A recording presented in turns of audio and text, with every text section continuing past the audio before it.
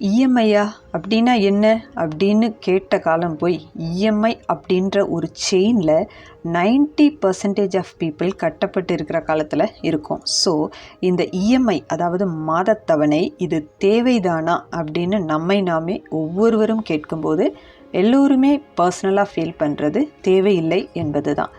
எல்லோருக்குமே தெரியும். ஆனாலும் வேறு வழியின்றி இந்த இஎம்ஐயை தலையில் தூக்கிட்டு அலைகிற சூழ்நிலையில் தான் பல பேருடைய வாழ்க்கை இங்கே அடங்கி இருக்குது. காரணம் என்ன அப்படின்னு பார்க்கும்போது நிறைய ரீசன்ஸ் இருக்குது.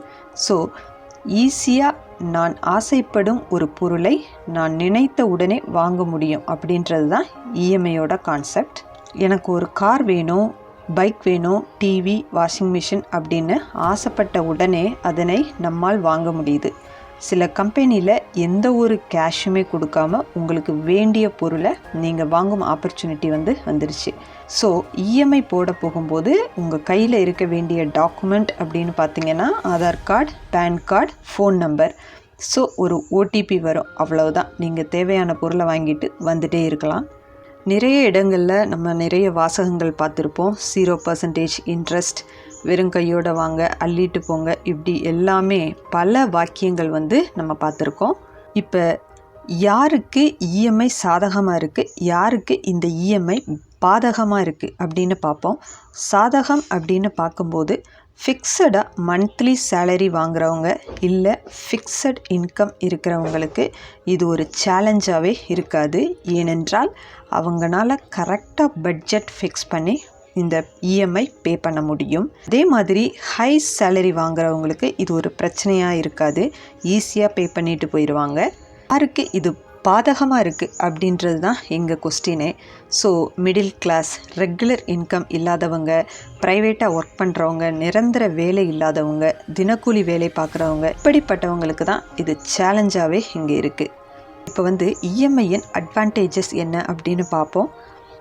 பல லட்சம் மதிப்புள்ள ஒரு பொருளை நாம் சம்பாதித்து வாங்க ஒரு 5 இயர்ஸ் ஆகும் அப்படின்னா அந்த பொருளை ஒரு சில மணி நேரங்களில் இஎம்ஐ மூலமாக தன்னுடையதாக்கி கொள்ள முடியும்.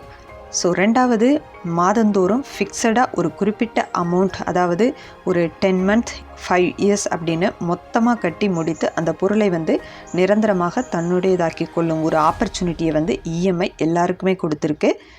மூணாவது, மாதந்தோறும் அந்த குறிப்பிட்ட இஎம்ஐ அமௌண்ட் கரெக்டாக நீங்கள் பே பண்ணும்போது சிபில் ஸ்கோர், அந்த கிரெடிட் ஸ்கோர் இன்க்ரீஸ் ஆகி ஈஸியாக ஃப்யூச்சரில் ஒரு பெரிய அமௌண்ட், அதாவது வீடு கட்டுறதுக்காகட்டும் இல்லை வேறு எதுக்கோ ஒரு பெரிய அமௌண்ட்டை நீங்கள் எக்ஸ்பெக்ட் பண்ணி லோன் எடுக்க பேங்க் போகும்போது இந்த சிபில் ஸ்கோர் உங்களுக்கு ரொம்பவே ஹெல்ப் பண்ணுது.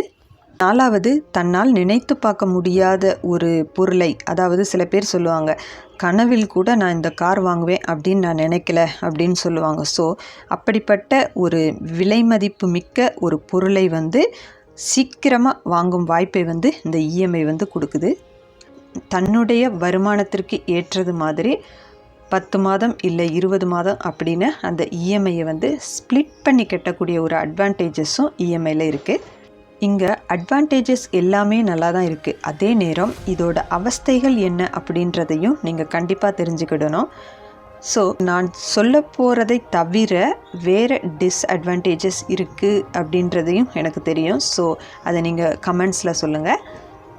டிஸ்அட்வான்டேஜஸ் அப்படின்னு பார்க்கும்போது இஎம்ஐ கரெக்டாக ஒரு ஸ்கெட்யூல்டு டேட்டில் பே பண்ணுறது வரைக்கும் தான் எல்லா மரியாதையும். ஒரே ஒரு நாள் நீங்கள் தாண்டி இஎம்ஐ கட்டினா கூட உங்களுடைய மொத்த நிம்மதியும் அங்கேயே முடிஞ்சு போயிடும். அப்பந்தான் யோசிக்க தோணும், இவனுங்க கிட்ட டார்ச்சர் அனுபவிக்கிறதுக்கு 100 கொசுக்கிட்ட கடி வாங்கிட்டு தூங்கியிருக்கலாமே அப்படின்னு சொல்லுவாங்க. இந்த அவஸ்தைக்கு முதுகு வலி வந்தாலும் பரவாயில்ல, வாஷிங் மிஷின் வாங்காமல் கையிலேயே துவைச்சிருக்கலாமே அப்படின்னு நினைக்க தோணும். வீட்டு loan, car loan, bike, TV, ஃப்ரிட்ஜ்னு அப்படின்னு நீங்கள் பொருள் வாங்கிட்டு அதை கட்டாமல் விடும் பட்சத்தில் நீங்கள் ரிசீவ் பண்ணும் ஃபோன் கால் என்பது உங்களை மென்டல் டார்ச்சருக்கு கொண்டு போகுது.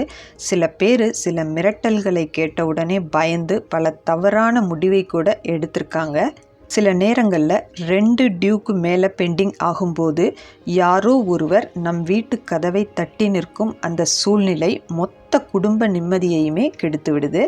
ஸோ காலையில் 7 மணிக்கு ஸ்டார்ட் ஆகிற ஃபோன் கால், மெசேஜ் அப்படின்னு நைட்டு 8 to 9 வரையில் சார் பே பண்ணுங்கள், சார் பே பண்ணலையா, இன்னும் அமௌண்ட்டு கிரெடிட் ஆகலை, கிரெடிட் ஸ்கோர் அடி வாங்குவோம், இனி லோன் எடுக்க முடியாது, பெனால்ட்டி நிறையா வரும், நீங்கள் உங்கள் வீட்டுக்கு வந்து நிற்போம் அப்படின்னு கேட்கும் ஒவ்வொரு வார்த்தையுமே அந்த நாளையே ஸ்பாயில் ஆக்குது அப்படின்னு தான் ட்ரூவாகவே சொல்ல முடியும். நிறைய பேர் ஏன்டா விடிஞ்சுது அப்படின்னு நினைக்கிறவங்க நிறைய பேர் இருக்காங்க. சில பேர் ஏன் இந்த நாள் வந்துச்சு அப்படின்றது மாதிரி ஒரு ஸ்ட்ரெஸ்ஸுக்கு ஆளாகிடுறாங்க. நான் இங்கே சொல்ல வர்றது இஎம்ஐயில் வாங்காதீங்க அப்படின்றது இல்லை. நமக்கு பே பண்ண முடியும் அப்படின்னு 100% கான்ஃபிடென்ட் இருக்கும் பட்சத்தில் அதை நீங்கள் வாங்குவது தவறே இல்லை.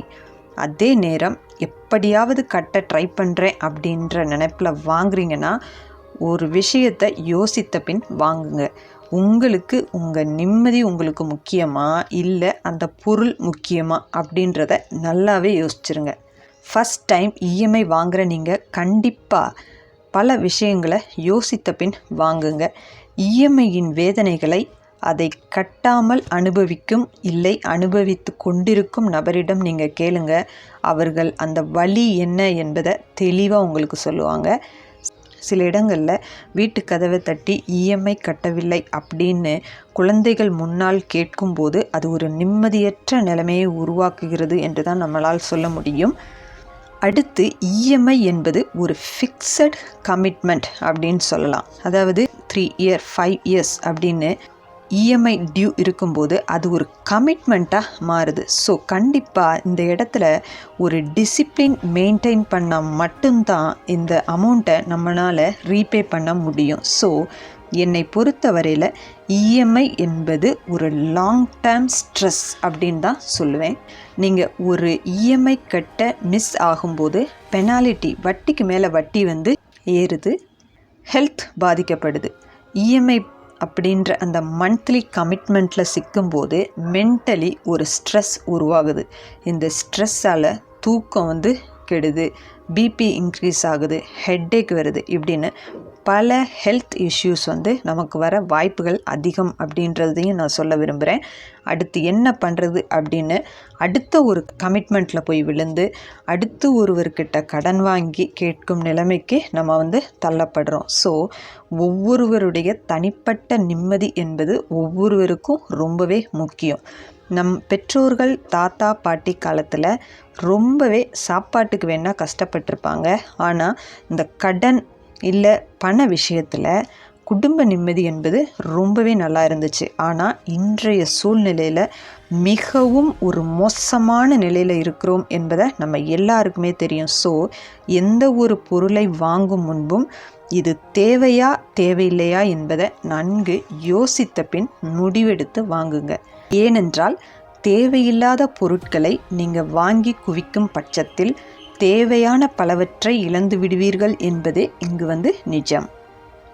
எளிதாக கிடைக்கும் எதுவும் நீண்ட நாள் நிலைப்பதில்லை. Don't compare others. அவங்க வீட்டில் டிவி இருக்குது, பக்கத்து வீட்டில் வாஷிங் மிஷின் இருக்குது, சொந்தக்காரங்க கிட்ட கார் இருக்குது அப்படின்னு தயவு செய்து வாங்காதீங்க.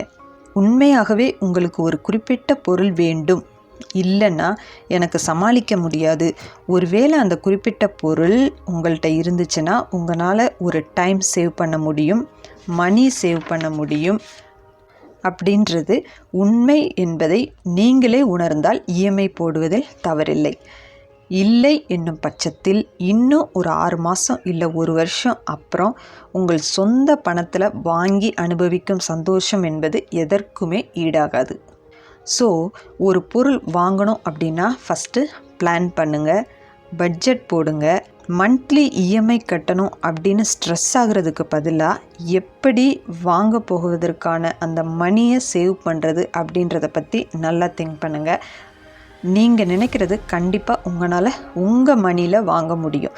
நீங்கள் ஆசைப்பட்ட எந்த ஒரு பொருளையும் நீங்கள் பணம் கொடுத்து வாங்க முடியும். ஆனால் நிம்மதி என்ற ஒன்றை உங்களால் எவ்வளவு பணம் கொடுத்தாலும் வாங்கவே முடியாது. நிம்மதி என்பது ஒரு வரம், அதை சாபமாக மாற்ற நினைக்காதீர்கள். நன்றி நண்பர்களே. இந்த வீடியோ உங்களுக்கு கண்டிப்பாக ஹெல்ப்ஃபுல்லாக இருக்கும் அப்படின்னு நான் நம்புகிறேன். The woman of failure YouTube சேனலை சப்ஸ்கிரைப் பண்ணுங்கள், லைக் பண்ணுங்கள், கமெண்ட் பண்ணுங்கள். அப்படியே உங்கள் ஃப்ரெண்ட்ஸுக்கு ஷேர் பண்ணுங்கள். மறக்காமல் பெல் ஐக்கானை கிளிக் பண்ணுங்கள்.